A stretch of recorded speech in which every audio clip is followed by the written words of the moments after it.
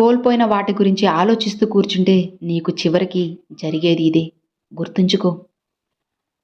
మన జీవితంలో ఎప్పుడూ కూడా కోల్పోయిన వాటి గురించే ఆలోచిస్తూ కూర్చుంటే ఉన్న వాటిని అన్నిటినీ కూడా మనం సర్వం కోల్పోవాల్సి వస్తుంది.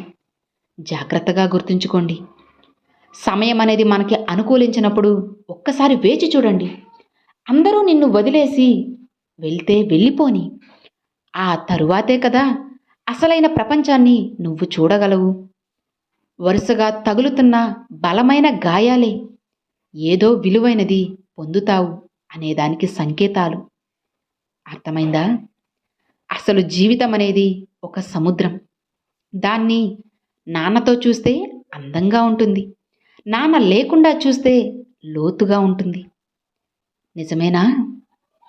నువ్వు ఏదో ఒకటి సాధించే వరకు ఈ ప్రపంచం నిన్ను సాధిస్తూనే ఉంటుందని తెలుసుకో. నీ నమ్మకాన్ని మించి నిన్ను ముందుకు నడిపించే బలమైన ఆయుధం ఏంటో నీకు తెలుసా? అది ఏంటి అంటే, గుర్తుంచుకోండి, నాయకులు ఎవ్వరూ ఉండరు. కాలే కడుపు, రగిలే గుండెలోంచి పుట్టిన ఆలోచన భయంకరంగా ఉంటాయి. ఎవరి ఊహలకి అందనంతగా. అర్థమైందా? ఈ లోకంలో ఎవరైతే వారి వల్ల ఈ ప్రపంచంలో ఒక్కరు కూడా బాధపడకూడదు అని ఆలోచిస్తారో వాళ్ళే అందరి వల్ల బాధపడుతూ ఉంటారు. ఇక్కడ ఎవరి స్వార్థం వాళ్ళది. ఎవరూ కూడా మంచివాళ్ళు కాదు. అవకాశం దొరికితే చాలు అందరూ ముంచేవాళ్లే కానీ మంచివాళ్ళు ఉండరు. అలాంటప్పుడు నువ్వు నేను ఎందుకని మంచిగా ఉండాలి చెప్పు? ఒక్కటి గుర్తుంచుకో, లోకం యొక్క తీరుకి నువ్వు తగ్గట్టు నువ్వు నడుచుకోకపోతే నీ తీరుకి తగ్గట్టుగా ఈ లోకం నిన్ను ఊపిరాడనివ్వకుండా ఉక్కిరి బిక్కిరి చేసేస్తుంది. జాగ్రత్తగా ఉండు. అర్థమైందా?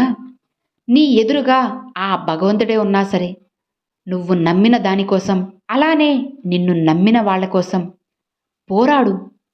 అవసరమైతే మరణించు. ఎట్టి పరిస్థితుల్లోనూ నీ అస్తిత్వాన్ని మాత్రం కోల్పోవద్దు. అసలు ఒక్కోసారి అయితే మన మీద మనకే పూర్తి నమ్మకాన్ని కోల్పోతూ ఉంటాం. నిజమే కదా?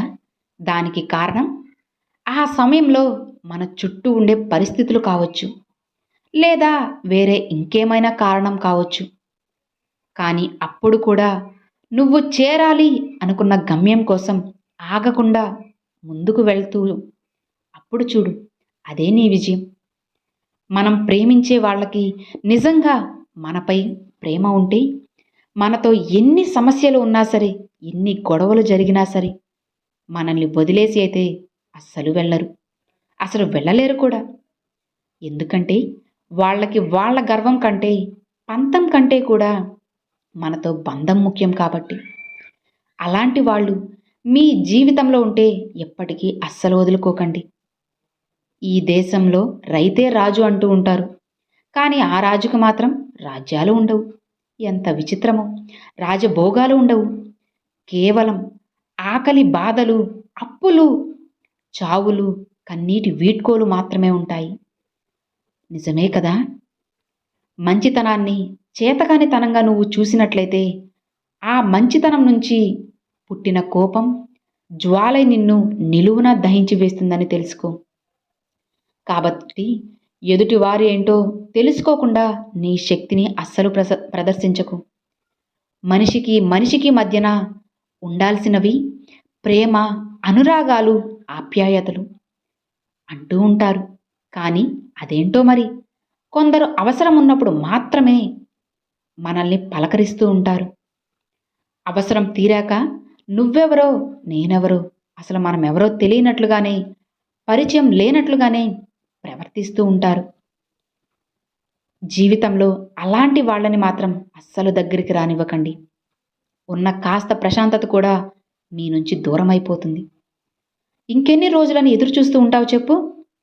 ఎవరో వస్తారని, ఏదో చేస్తారులే అని ఎన్నాళ్ళు ఎదురు చూస్తావు?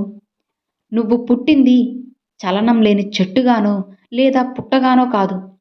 నీలో ఆలోచించగల సత్తా ఉందని తెలుసుకో. ప్రశ్నించే ధైర్యం ఉందని గుర్తించు. ప్రశ్నించి చూడు. ఓ యుద్ధమే మొదలైపోతుంది. కంటికి నచ్చినవన్నీ ఇష్టాలనుకుంటే, ఆ ఇష్టాల కోసం తప్పులు చేస్తే, ఏదో ఒకరోజు నిన్ను నువ్వే అసహ్యించుకునే రోజు వస్తుందని తెలుసుకో. ఆ రోజు నీ కన్నుల్లో కన్నీరు వరదై పొంగి, నీ మనసులోని బాధ మొత్తం గుణపాఠమై కూర్చుంటుంది. అర్థమైందా?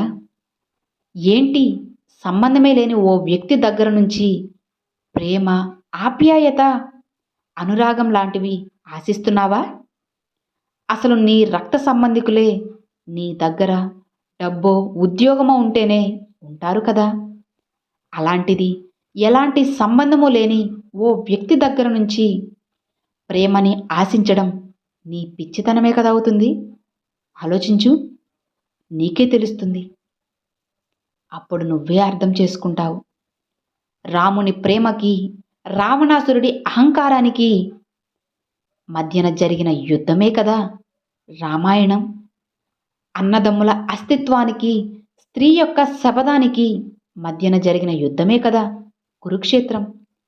ఇక్కడ తప్పు మనుషులది కాదు, వారి యొక్క భావోద్వేగాలది. వాటిని నియంత్రించుకునే శక్తి మనిషికి లేనప్పుడు ఫలితం వినాశనమే కదా. గుర్తుంచుకో, మనమంటే ఇష్టం లేని వాళ్ళతో మనం ఎంత మాట్లాడాలని ప్రయత్నించినా సరే, ఎంత దగ్గరవ్వాలని చూసినా సరే, వాళ్ళు ఏదో ఒక వంకతో దూరం పెడుతూనే ఉంటారు. అవునా? వాటిని మనమే అర్థం చేసుకొని దూరం అవ్వడమే మంచిది. నిజమే కదా. మన మనసుకి నచ్చిన వాళ్ళు మనతోనే ఉండి ఎప్పటికీ మన మనసుని అర్థం చేసుకోకపోతే ఆ బాధని ఎవరికి చెప్పుకోవాలో తెలియక మనం పడే బాధ ఉంటుంది. అసలు అది ఎలా ఉంటుంది అంటే మరణం కన్నా కూడా చాలా దారుణంగా ఉంటుంది. గాయం చేసిన గతం కోసం ఆలోచిస్తూ ఇంకా ఎన్ని రోజులని అలానే కూర్చుంటావు చెప్పు? ఆ గాయాన్ని మానే కాలం ఉందని ఎందుకు నువ్వు మర్చిపోతున్నావు? మరీ నువ్వే ఇలా అయిపోతుంటే ఇక నీ మనసుకి ఎవరు సర్ది చెప్పుకుంటారు చెప్పు? నిన్నే నమ్ముకొని నీ కోసం బ్రతికే వాళ్ళు ఉన్నారు అని అస్సలు మర్చిపోకు. ఎవరో ఏదో నిన్ను అన్నారు అని నిన్ను నువ్వు ఎప్పటికీ కూడా తక్కువ చేసుకోకు. నీకంటూ ఒక జీవితం ఉంది అని ఎప్పటికీ కూడా నువ్వు అస్సలు మర్చిపోవద్దు. ధైర్యంగా ఉండు. ఎప్పుడూ కూడా నీకు అంతా మంచే జరుగుతుంది.